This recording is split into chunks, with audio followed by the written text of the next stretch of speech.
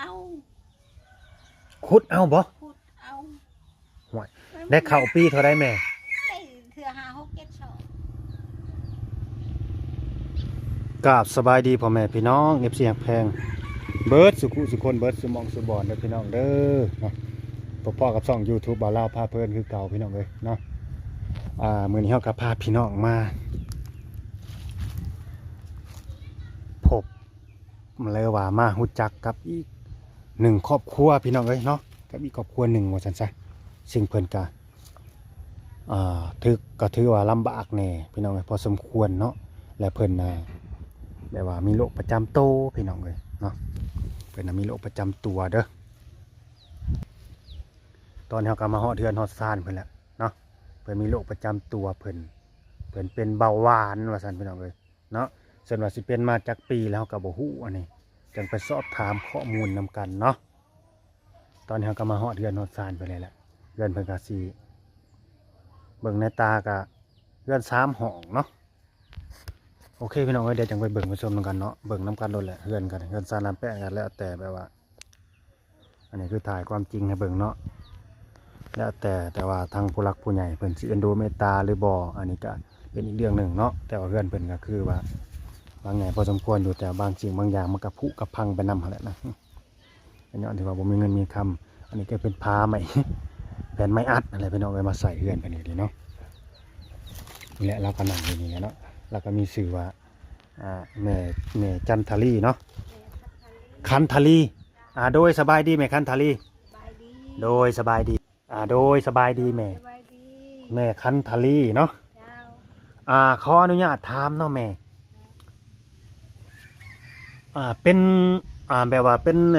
เบาหวานมานี่จักปีแล้วแม่ไป3-4 ปีแล้ว3-4 ปีเคยเป็นแบบนักอยู่บ่แบบแห้งๆนะเมื่อกี้นี่ก็เป็นนักก็ดีมันเป็นอะไรแม่มันเมื่อยยุบแขนยุบขาต้องไปยับขึ้นโอ้ครับบ่ได้เจ็บปวดในไสบ่เจ็บน้ำแขนน้ำขาโอ้เจ็บไปน้ำต้นน้ำโตเลยต้นน้ำโตนี่เลยโดยเสือกระลุกกระโบอยากได้ลูกก็บ่อยากได้อันน่ะเจ้าก็เฮ็ดเวียกได้อยู่บ่อันตะกี้อันเฮ็ดได้อยู่เดี๋ยวนี้เฮ็ดบ่ได้เดี๋ยวนี้เมื่อยโดยเวลามันขึ้นแห้งๆนี่แม่เห็นหุ่งอยู่บ่บ่เห็นเลยบ่เป็นมา 2-3 ปีแล้วรักษาแบบใดแม่รักษาแบบใดถ้าเงินไปอันลังเถื่อก็ไปกวดไปหยังเพิ่นก็วางยาดีเบาหวานมีนั่นแหละหายโดยมากินแหละลังเถื่อก็บ่ถูกก็มีแม่นเอาซื่อฮักแม่ไปกวดในลายบ่อนบ่เพิ่นว่าแบบเดียวกันเบิดเลยตั้งช่องนี่ขึ้นพร้อมกันกับเบาหวานลังเถื่อก็200เถื่อก็300โดย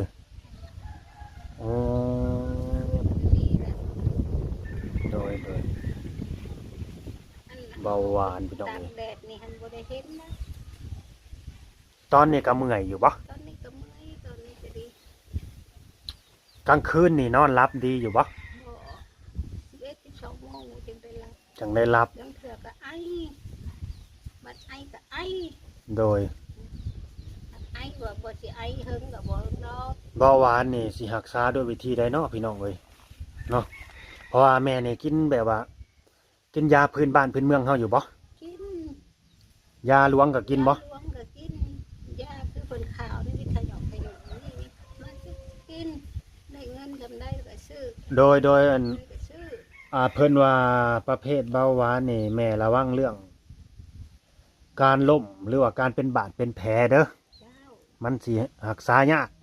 คันว่าเป็นบาดเป็นแผลน่ะเพิ่นว่าพี่น้องเอ้ยเป็นโรคเบาหวานเก้าบ่ได้เลิกไปนั่นแหละมันสิเปื่อยไปเลยบัดนี้แหละมาทายาทายังแล้วเศร้าเลยเท่าผมมื้อนี้โอ้คันบัดนี้โดยโอ้ยาดีเนาะยาแอดไปแปลงชื่อในตลาดนั่นแหละโดยหากยังมีอยู่บ่ยาตอนนี้ก็ดีอ๋อดีเก็บไว้เด้อถ้าเกิดว่ายันว่าโรคมันกลับมามันคันอีกนะเพราะว่าเป็นยาดีนะคันแล้วก็มาทาใช้โดยโอ้เล่มได้4-5 พันนะลูกโดยแล้วแม่ โทษเด้อแม่จันทลีเนี่ยเนาะ คัน คันทลีลืมชื่อเพิ่นคันพี่น้องไอ้บ่แม่นจันเนาะคันทลีแม่มีลูกจักคน แม่หันมีลูก4 คน ลูก4คนพี่น้องเอ้ย คนหนึ่งเอาเมียอยู่ประคองแล้วคนหนึ่งอายุอยู่น้ำแม่2 คน2 คนผู้ชายคนหนึ่งตายวัน2มื้อเดือนเดียวกันมื้อเดียวกัน เป็นฟ้าแฝดบ่ บ่บ่ได้ป้าแผด อ๋อเอาง่ายๆซะคือแม่เว้านี่ลูก4คนนี่รวมทั้งผู้ตายนำบ่ เจ้า ก็คือ 2 คน โดยตาย2เหลือ2คน เจ้า โอ้ เป็นยังผู้น้อยผู้เดียว โดยเหลือผู้น้อยผู้เดียวอยู่นำเพิ่นอีกคนก็ไปเอาเมียอยู่ฝากคลองแล้วก็ติดต่อกันบ่ได้ บ่ เพิ่นบ่โทรมาหาแม่เลยบ่ บ่โทรเลย แม่ได้ติดต่อลูกได้อยู่ เรื่อง บ่ได้ถามหมู่ถามขู่เขาบ่ว่า เห็นบ่ลูก ถามกับหมู่ก็ว่าเห็นอยู่ อ๋อ ก็ว่านะ โดยอันเขาก็ยังอยู่ดีมีแห้งเนาะ เจ้า อ๋อโดยบ่แปลว่าแบบว่า ในหัวอกของคนเป็นพ่อเป็นแม่เนาะ ถึงลูกสิบ่ติดต่อมาแต่ว่าพ่อแม่ก็อยากรู้ว่าลูกนี่อยู่สุขสบายดีบ่ยังมีชีวิตอยู่บ่หั่นนะประมาณนี้เนาะเรื่องที่ว่าลูกสิลืมพ่อลืมแม่หรือว่าบ่ฮักบ่แพงพ่อแม่มันก็เป็นอีกส่วนหนึ่งเนาะถ้าเกิดว่าลูกมันยังอยู่ดีมีแห้งแหละพ่อแม่ก็เบาใจหรือว่าสบายใจพี่น้องเอ้ยเนาะ ก็คือเพิ่นว่าแหละลูกชายกกแม่นะอายุจักปีแหละโทษเด้อผู้ที่ว่าไปมีเมียอยู่พักคลองนะฝั่งไทยนะ อันอ้ายอันน้องพวนผู้ตายนี่ อ๋อเป็นนอกอีกเนาะ น้องโดยเพิ่นเอาเมียคนไทยบ่หรือว่าคนลาวคือกัน ลาวคนไทยนะวะ อ๋อเอาเมียคนไทยเนาะ เมียเขาบ่ให้มาแล้วก็แล้วเลยนะลูก โดยโอ้น่าสิเป็นคนไทยนั่นแหละลูกว่าน่าสิน่าสิเอาเมียคนไทยนั่นแหละหรือว่า ไปอยู่ต่างจังหวัดประมาณนี้บ่จักพี่น้องเอ้ยเพราะว่าอันนี้เฮาก็ฮู้เพราะว่าถ้าเพิ่นก็ว่าบ่ได้ติดต่อกันบ่ได้นะมีแต่ถามจากปากหมู่ซื่อๆว่าเห็นอยู่ ส่วนว่าลูกหลานผู้น้อยนี่10ปลายปีนี่ได้เรียนหนังสืออยู่บ่ เฮียนแต่น้อยๆบุญละกะอยู่อัน และออกบ่ สองประสานแล้วก็อ๋อ อ๋อโดยอืมและทุกมื้อนี่นะแม่ก็ยังแบบว่า กินยาหลวงหรือว่ายาพื้นเมืองอยู่บ่ กินยานี่แหละกินยาพื้นเมืองนี่แหละ โดย ยาหลวงน้ำพื้นเมืองน้ำผู้ใดเว่าว่าอันนั้นดีอันนี้ดีก็มาต้มมาต้ม หามากินเนาะ มากินต้มกิน ก็มีตัวถือตัวบ่ถือ ผู้ถือต้มบ่ถือ พอเผาลงอะไรเนาะพอเผาพอทุเลาลงพี่น้องเอ้ยแต่แบบว่า ไป เฮาจังให้แบบว่ามันหายขาดนี่นะเบิ่งเล่าวนี่ก็คือคนบ่หันแห้งนั่นแหละเบิ่งเล่าวกันนี่บ่หันแห้งดอกพี่น้อง ไปวันแม่งย่างก็เซ่ โดย ซาไปซะแล้ว เวลามันขึ้นมานี่แห้ง เมื่อย โดยได้ยินเดินเพิ่นเล่าให้ฟังเนาะเวลาขึ้นมันขึ้นมานี่นั่งบัดอยู่ในรถเข็นนี่ว่าซั่นลงแต่รถเข็นก็สิบ่ได้พุ่นแหล้วเนาะ คิดว่าได้อยู่แล้ว รถพาล่วงนี่พี่น้อง รถพ่วงไหมว่ารถพาล่วงว่าซั่นรถพ่วงหรือว่าซาเล้งนี่แหละ ไปน้ำเข้าไปสิได้ไปแล้วก็นั่งเฮิงบนแล้วจังได้ลง หน้าอยู่ใกล้บ่แม่หน้าอยู่ใกล้บ่ ทักหัวนี่ ผัวเจ้าน่ะเพิ่นเมื่อนี่เพิ่นย่างเมื่อบ่หรือว่าขี่รถ ย่างไป อ๋อคันว่าเจ้าอยากออกมานำแหละอาจจะเอารถตัวนี้ไป ตลกไป โดยรถเพิ่นกับพี่น้องเลยสภาพรถเพิ่นก็ดี ไม่คือได้รถ มีรถคันเดียวนี่บ่ เดียวอันนี้แหละพอจะแก่ ไป โด แก่ ย มาร ถไถแม่มีอยู่ บ่มี รถไถก็บ่มี บ่มีเพิ่นว่าเฮ็ดหน้าก็ขุดเอา ขุดเอาบ่ ขุดเอา ห่วยได้เข้าปีเท่าใดแม่ ได้เทื่อ5 6 7ชอบอันนี้ไม่ได้มันบ่มี บ่ว่า เออ ปีหนึ่งหาใด เออ มาสิพอกิน เอาจะพ่อแล้วของบ่มีรถมีลา มาสร้างว่าแต่พี่น้องบ้านนี่ ก็บ่มีคันว่าสิจ้างหมู่กับเพิ่นบ่ค่อยบ่มีเงินลูกอ้ย บ่มีเงินจ้าง มีเงินจ้าง หน้าแม่ลายบ่ บ่นะหน้าน้อยเดียวหน้าก็เฮ็ดหน้าพวกหลัดพวกอันนี้เขาเจ้านี่แหละมาเฮ็ดประกันใช้หอมันนะลูก โดยหักหน้าดินดอนตอนหญ้าของแม่เองนี่บ่มีบ่ บ่มี โอ้ยพี่น้องพังดูเพิ่นเว้า ไปบ่ได้กินนี่ กินก็สิกินได้หลายเอาได้ว่าได้ปีละ6-7 สอบหน้าก็เฮ็ดขุดเอาว่าซั่น หาเงินได้ทำได้ซื้อกินทำนั้น โดยอิหยังรถนี่ก็อิหยังนี่น็อตใส่คัดไว้ซื่อ ไว้ซื้อๆแล้วแหละ ๆจะแม่นสะอาดเนาะ คิดเด้แม่ งัวควายแม่มีอยู่บ่ บ่ไปเดี๋ยวบ่มี บ่มีงัวมีควายอีกว่าซั่น บ่มีแม่มาก็บ่มี จะแม่นสะเนาะพี่น้องเอ้ยชีวิตคนเฮาสิแหละเพิ่นว่า แม่ว่า ต้นทุนชีวิตคนเฮามันบ่คือกันพี่น้องเอ้ยมันต่างกันนี่แหละเนาะผู้ถูกข์ก็ถูกข์ผู้รวยก็รวยผู้พ่อมีก็มีผู้พ่อกินก็พ่อกินผู้ขาดก็ขาดผู้เคินก็เคินแต่ว่า ผู้ที่เบิดโอกาสทำมาหากินก็มีเมื่อยบ่แม่คู่มื้อนี่เมื่อยบ่ เมื่อย คิดท้ออยู่ คิดท่ออยู่นั่งเถื่อกะลุกบ่ได้โอ้ย โดยขออนุญาตเด้อที่ลูกถามนี่เด้อ เอาไปจักเถื่อเด้ว่า โดย ลำบากลำคาญแต่เด้ว่าจมผู้เดียวนะ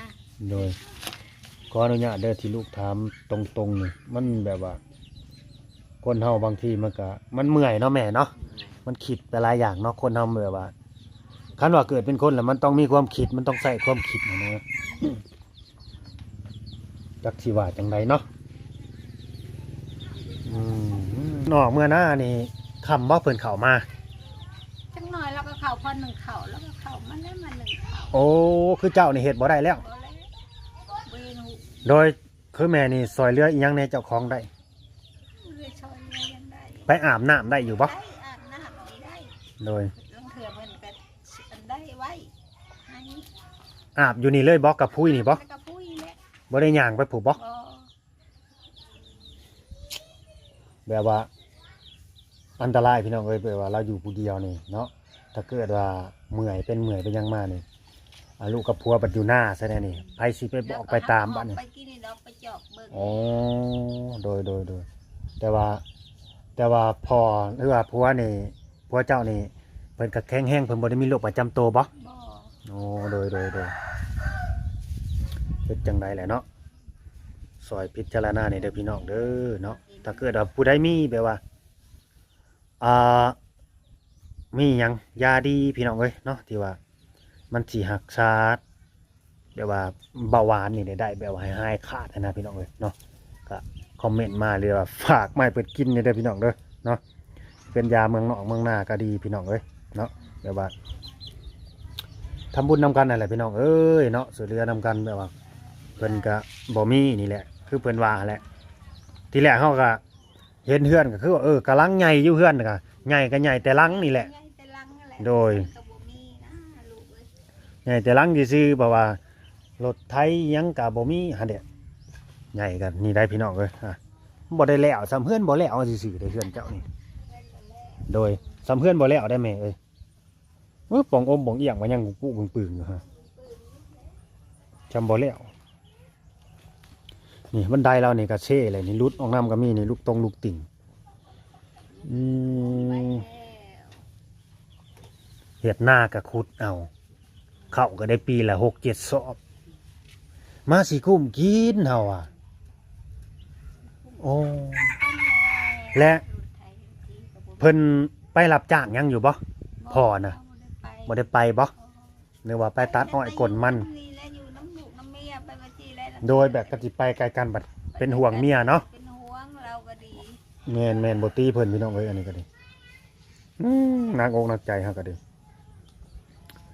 โอเคเด้อพี่น้องเด้อฝากกดไลค์กดแชร์เนี่ยเด้อเนาะผู้ใดเข้ามาเบิ่งมาชมก็ดีเนาะฝากกดไลค์กดแชร์เนี่ยกดติดตามนํพี่น้องเอ้ยเพื่อละเกิดว่านะมีทางผู้รักผู้ใหญ่หรือว่าสายบุญเพิ่นน่ะนะเนาะที่เพิ่นเห็นคลิปนี้ก็ดีเนาะเพิ่นอยากช่วยเหลือว่าซะก็ติดต่อมาเด้อพี่น้องเด้อเนาะตามช่อง YouTube แล้วเฮาก็บ่ได้มีหยังดอกสิมา